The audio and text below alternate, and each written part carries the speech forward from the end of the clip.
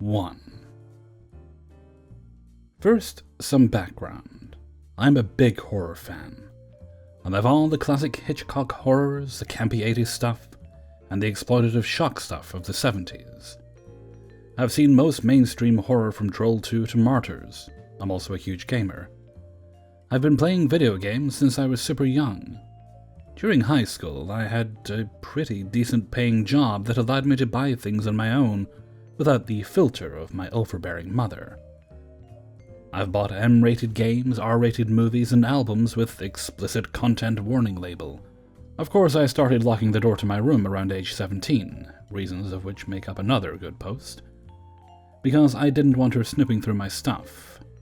For good reason too. I knew she would snoop through my room and specifically look for things like porn, condoms, drugs, etc. Entitled mother, for some reason, just assumed that I was always up to no good, even though I never drank until I was in college, and never had drugs. I'm 24 now, and still have never gotten high. So throughout my high school career, I amassed quite the collection of classic horror movies, and retro video games. One thing I'm really proud of in my collection was Eternal Darkness, Sanity's Requiem for the GameCube. Incredible game, 10 out of 10. Also, asking price for a mint copy of this game in the box with the manual on eBay, as of the writing of this post, is anywhere from $250 to $360. During college, I also got games like Doom 2016 and Diablo 3. Fast forward to winter break of my first semester of my sophomore year at college, and I'm on my way back home. I had a tough semester, and actually ended up changing majors. I was just looking forward to coming home to relax.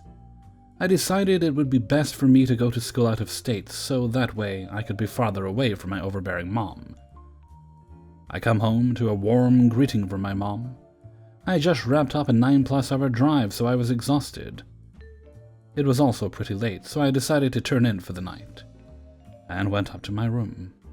I walk in my room, flip up the lights, and look around to see that everything was newly dusted and clean looking. This was a sign to me that my mom had been in here while I was away at college. I'm not a dirty person by any means. It was just clear to me that this was recently cleaned. Being ever suspicious of my EM, I decided to poke around where I had my movie and gaming memorabilia collection. To my shock and dismay, I noticed that all my horror movies were missing, and several of my retro games were missing. I knew that my mom took them, she never liked that I had them, and for years bugged me about getting them out of the house, and on occasion would threaten to get rid of them. I eventually made her promise that if she ever got rid of them, that I had a record of what I had and how much they were worth, and that I would make her pay me the value of the items if she ever followed up on that threat. Well, it finally happened. I stormed downstairs into the kitchen and confronted my mom. "Hey, Mom, what did you do with my stuff?" "I'm sorry, what?" "I have some stuff missing from my room. What did you do with them?" "I really don't know what you're talking about." "My horror movies and certain games are gone. You know, the ones you just so happen to not like. Like specifically and coincidentally the exact ones you never liked. What did you do with them?" My mom feigned a puzzled look. She was never good at hiding things because she was terrible at lying. Then she acts as though she remembers. "Oh yes, those things. I'm sorry, Carbine Pro, but I had to get rid of them." "You what? I hope you're kidding." "Don't raise your voice at me like that. I'm your mother, and I had a very good reason. Just hear me out, please."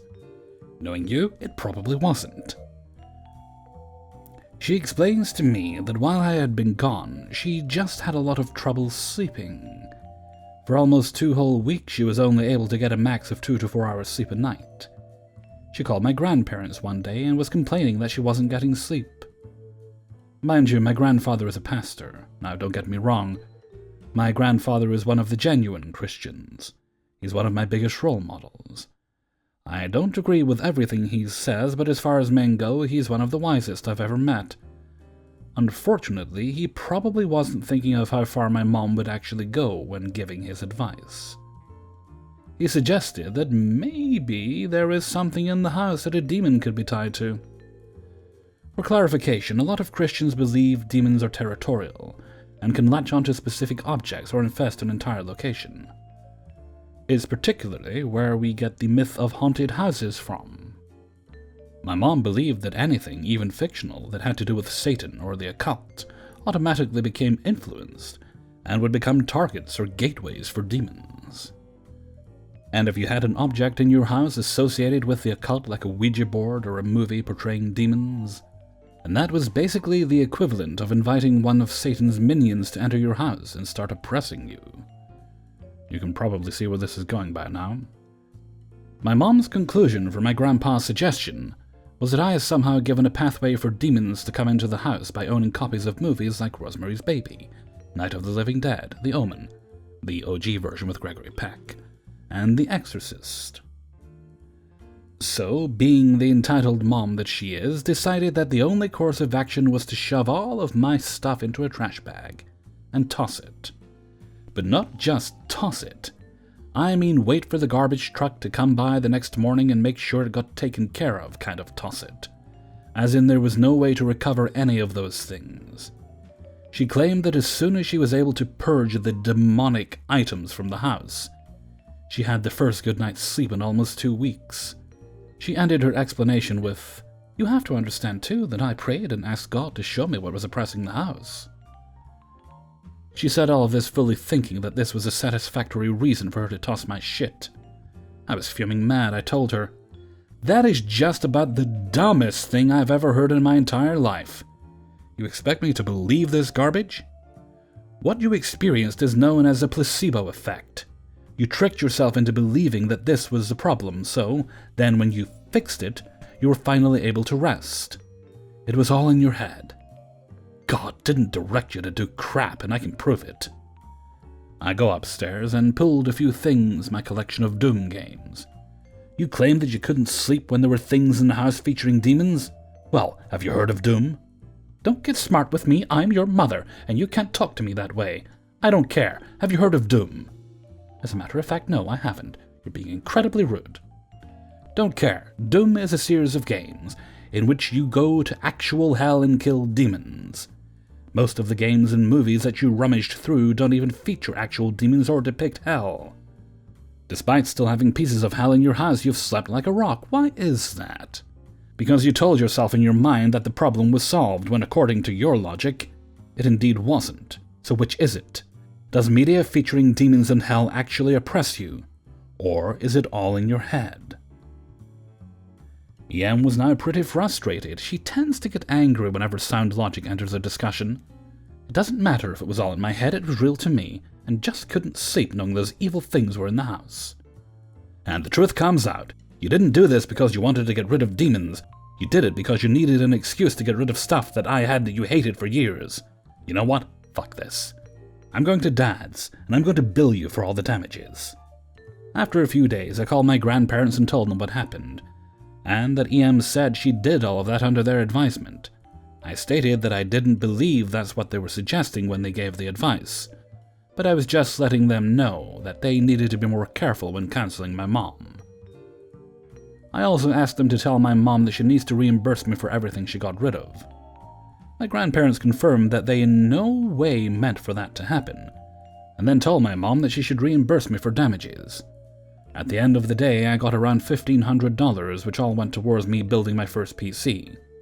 Among the fallen were Diablo 3 PC, Eternal Darkness Sanity's Requiem GameCube, The Exorcist, The Omen, Rosemary's Baby, Paranormal Activity, To Her Ghosts Are Just Mislabeled Demons, Event Horizon, Fatal Frame PS2, Resident Evil 4 GameCube, Resident Evil 0 GameCube, Silent Hill PlayStation, Silent Hill 2 PlayStation 2, Silent Hill 3 PlayStation 2, The Evil Within PlayStation 4, Hellraiser, Hellraiser 2, all of the Saw movies. If there's more, I don't remember. I've gotten rid of the old list I had since I now have copies one way or another of most of the things that were lost. And if some of you are skeptical of how I got to $1,500, I had the games with intact cases and manuals. The Silent Hill games are worth a pretty penny when you have them in pristine condition. And I had collector's steelbook and box collections for several of those classic horror films. I'm happy to report that I've been able to find some of the things that she got rid of over the years. However, Many of the things she tossed were things I found at flea markets and garage sales, where the seller had no idea how much they were actually worth. And I've had no such luck at finding copies of the stuff I used to have for reasonable prices. 2. Context. I am a trumpetist in a local orchestra, and I need to go to rehearsals in another district every week. I live in a city that is very large geographically, and getting to a different district is like going to another city, and it takes around 1 hour on LRT, light rail train, that acts as a commuter rail in my city. I get on the train at a terminal station, so there's usually a seat next to the glass separator thingy that I can lean on and take a nap. The reason why I'm making this post is also the reason why I didn't get to take a nap on my way to rehearsal today. As usual, I got in pretty early and found an ideal seat and sat down. Cue EM and her son. The kid is obviously curious about the case that I keep on my lap. He asked me what's in the case. I told him about the trumpet and the orchestra and whatnot, and he asked me to show him it. I was fine with it. As long as I'm careful not to drop it, it's no big deal at all. Well, it all went downhill from there. The kid asked to try and play it. Obviously, I said no. We were on the train after all, and although I doubt he would make a sound having not learned how to use the mouthpiece, I don't want to risk it. It's also just not hygienic to share a mouthpiece, something you literally stick to your lips to a total stranger, especially during COVID. Kids being kids, he obviously got loud, and EM being EM, obviously was determined to get her little precious whatever he wants. EM, who was sitting on the opposite side from me, people sit sideways on this kind of train, asks me nicely, "Hey, what's the big deal with letting the kid play on your trumpet?" At this point, I was already triggered. I try to stay calm as much as possible. "You see, ma'am," I point to the 2 mouthpieces that I have. "We blow into this, and it's a bit unhygienic to share mouthpieces." "You've got 2 of them, just use the other one." "I use both of them. These 2 are for separate purposes." "Oh, quit being sophisticated, it's just a toy." I'm already mad at this point. I got into a decent music college with trumpet playing, and I get paid for playing for the orchestra. It is obviously not a toy, not for me. "Ma'am, I play this trumpet in an orchestra for a part-time job. I wouldn't—" "Like music is a real job!" She's getting pretty loud at this point. Her kids started to cry, and people around who don't know what happened stared at me, as if I'm the bad guy. "You music students are truly spoiled. Good kids study math and physics and economy. Hobos study music and art." I get paid. What's equivalent to $300 per month for this, which is a decent amount for a part-time job where I live. I save those for college. I'm sure you work a decent job as well, but I wouldn't exactly call myself a hobo. She then asked if I just talked back to her without using an honorific form of the word you in our language. Yes, I did. At that point, I didn't want her to think that I respected her or her words. I stopped talking to her, closed up the case, and left the seat. She started literally yelling at me. "Is that how you treat a person from an older generation from you at home? Unbelievable!" Well, it gets even better from here. She grabbed my headphone cord and ripped them out of my ear. I was wearing it the whole time during this conversation because it sucks at soundproofing. She grabbed onto it and demanded me to apologize. No way in hell was I gonna. "It's my station. Let go of the headphone or I'm going to call security." We have security staff on the trains, and usually they help elderly people getting on and off, stop people from smoking, etc. She did not let go. I didn't even need to call the security guy. He saw what was happening and demanded the lady and her kid leave the train on the next stop. I finally got peace and got off 1 station later than where I usually get off, just so I won't be getting off at the same station with her. The station I got off at wasn't much further to the place we were rehearsing at, and the extra few cents for going slightly further definitely was worth it. 3. This happened in 2019 around November. My fiancé and I decided to invite my nephew, 10-year-old male, Justin, to play Dungeons & Dragons to help him sort out the feelings after his mother died in October. We seriously felt he needed to get out of the house, and we had a group meet at a local gaming store. We met at least every 2 weeks before the pandemic, so we had no trouble setting up a game and characters he could relate to. We had 5 people, including myself and fiancé. The 3 other were friends of my sister and I. This was all great until one of my sister's friends, Sarah, tried to join. She had a 7-year-old boy, Ryan.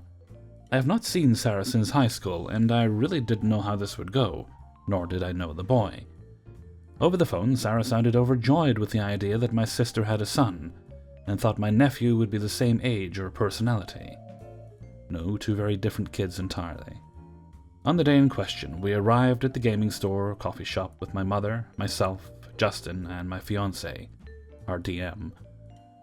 We did the setup where my mother gets her laptop booted up with the dice simulator.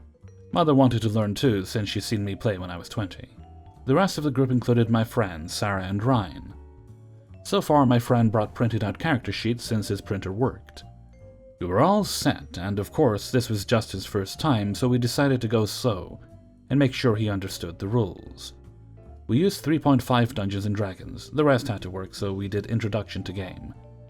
This is a conversation from memory. Wait, he doesn't know how to play? No, this is why we're taking it slow. And also, we have him carry the story at his pace. My husband says, "Yeah, we talked to his therapist before this, and we want him to work this out. That's why I printed off these simplified sheets." Whatever, it's still a game. By now, Ryan is bored and starts to pester my nephew about gaming and his laptop if he can play on it. Justin says, "No, also it isn't working. My uncle needs to look at it." "I will after the session." I'm bored. Mom, can we go home yet? Go play with your Pokemon cards. Ryan tries to show Justin, who looks at me, and I tell the child my nephew is trying to learn a game. Oh Pete, no offense, but using a dice simulator is cheating. Why not loan your mother your dice? "I'm fine, can we continue?" says my mother. Why doesn't she have a physical copy? Because it costs too much and the PDF was easier to find. My fiancé finishes the tutorial and we start out the gaming session. I go get tea and Justin joins me to say Sarah keeps saying he is fudging rolls when he isn't. He's using my dice and some dice I bought him. Ryan is quiet for about an hour until he comes up demanding that Justin drop the game to pay attention to him. "I'm trying to play." Well, you're playing it wrong. My mom plays an elf and... "Let him play the way he feels, please." Sarah rolls her eyes and starts to tell my nephew how to play his character. This was it, and I decided to talk to Sarah in private. "Look, he lost his mother. My friend, fiancé, and my mother are trying to help him figure things out. We don't need you trying to control the game because you play a certain way." Well, you're not playing correctly. If you let me DM, he will at least have more fun. "No, you're trying to steer the story away from the party toward a conclusion you want." But you're not following the written rules. The rules are what the DM makes them to be. That's one of the 2.0 rules, and we played that in high school. FYI, Sarah used to play Vampire the Masquerade with me, and got kicked out because she would do this rule-mongering. We return and continue the session, and Ryan starts to pick at the fact that my nephew needs a calculator on my friend's phone to help calculate his hits. My friend, who is also a game master, decides to stop the problem by telling the child he uses it too, because he has to calculate his own hits for his character too. Sarah is losing her cool and starts to compare us to her husband's Dungeons & Dragons group, and we're doing it all wrong. She claims we are confusing the rules and she's an expert. My friend is more the expert than her since he played this since he was 13. My fiancé calls it and decides he will be kicking Sarah, who says she knew my sister and would never approve of her son playing this game. My mother loses her cool. She decides to back up my fiancé's decision. "Since you arrived, you've been rude to my daughter, grandson, and future son-in-law. They are trying to help my grandson cope with loss the best they can. I may not always agree with the DM, but this is one of the best ways I've seen my grandson cope. Please leave." "I agree we're trying to help him and you're being a hindrance to helping by dictating how he plays his character." "But you're playing the game all wrong. You're letting him fudge rolls and..." "Actually, I've been fudging his rolls because I want him to have fun first and also help him figure things out," says my friend. "I've been playing since I was 13 years old, and first-time players have the worst time when people like you dictate the rules." My mother then says, please leave so we can continue playing. I'm getting into this. Basically, Sarah packs up her stuff and gets Ryan, who is now demanding we let his mom play. We say no and decide to kill off her character after they're gone, because they left the player sheet. My mother said she never thought she would have to tell my sister's friend off. She also apologized to my fiancé and I over it, which she shouldn't, it was not her fault. We met a few more times before the pandemic, and had to put the game on hold until this year, where we are picking up on Justin's birthday. 4. Alright, so I live in the UK. A few days ago, some restrictions were lifted, including going to bowling alleys. I'm a broadcast student, so I work part-time at the bowling alley to keep things afloat. The bowling alley has a rule that you can only take bowling balls from your side of the returning machine, because they don't want families switching with another family's balls. Also, I'm black. That's important. So yesterday I walked into work at 9, a little tired but fine. Everything was alright until just before my shift ended. So EM comes in with her children, entitled Kid 1 and entitled Kid 2, and asks for a couple of games for all three of them. I didn't have any reason to be suspicious considering they looked like a completely normal family. So I got them the shoes they needed, told her the price, she grumbled a bit but still paid. Her children and her walked off to their bowling alley and started playing. About half an hour later my shift ends, so I say bye to my boss before walking to the exit.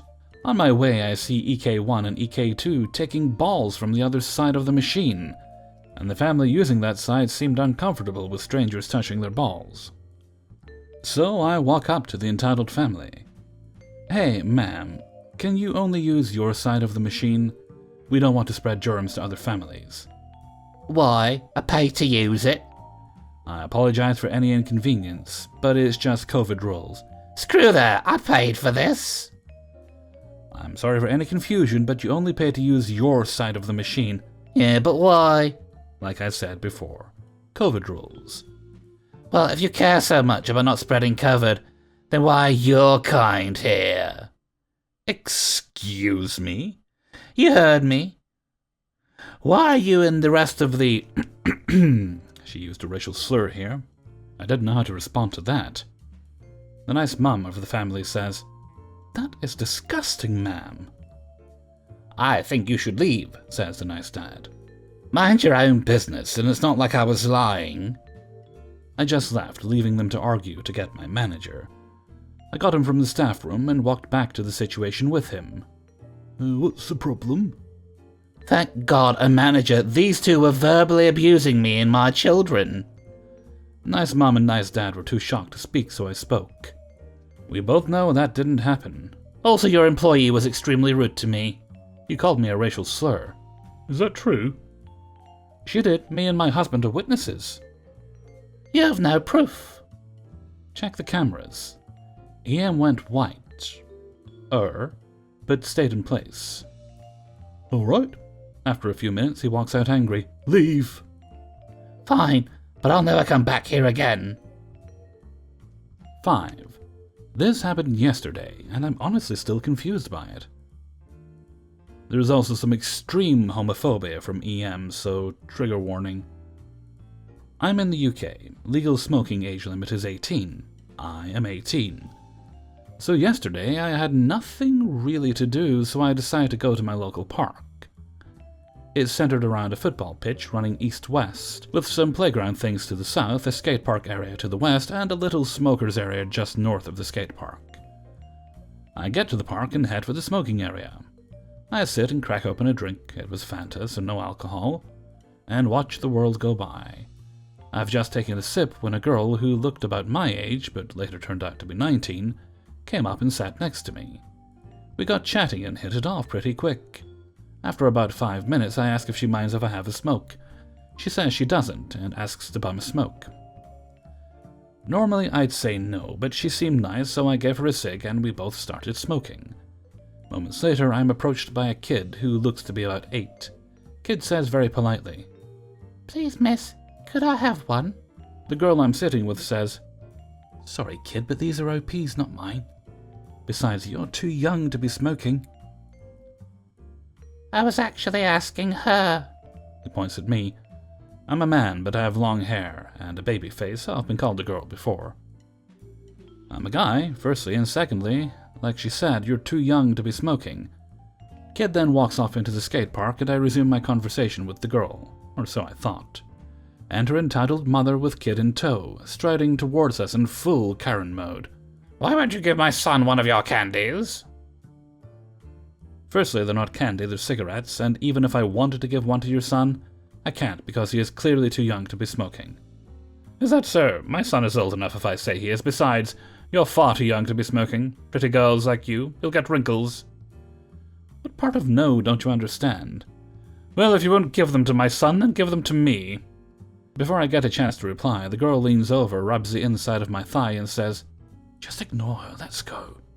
EM sees this and is clearly aghast. She starts yelling that we can keep our filthy, contaminated cigarettes. She doesn't want her son to catch the gay disease, and then she uses some gay slurs. That we deserve to burn in hell. I would certainly cut down in lost lighters, I suppose. At this point, the girl just stands up and bitch slaps EM in the face. She then grabs me and pulls me away from her, while she's still screaming homophobic abuse from the floor and out of the park. Turns out the girl was bisexual and had very homophobic parents. She just got out of that environment, and after putting up with homophobia for so long, she just snapped. I felt sorry for the kid because he just stood there sheepishly while his mum made a whole fuss out of nothing. Thanks for listening, and have a good day.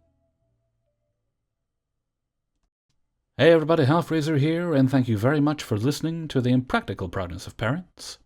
IPOP number 58.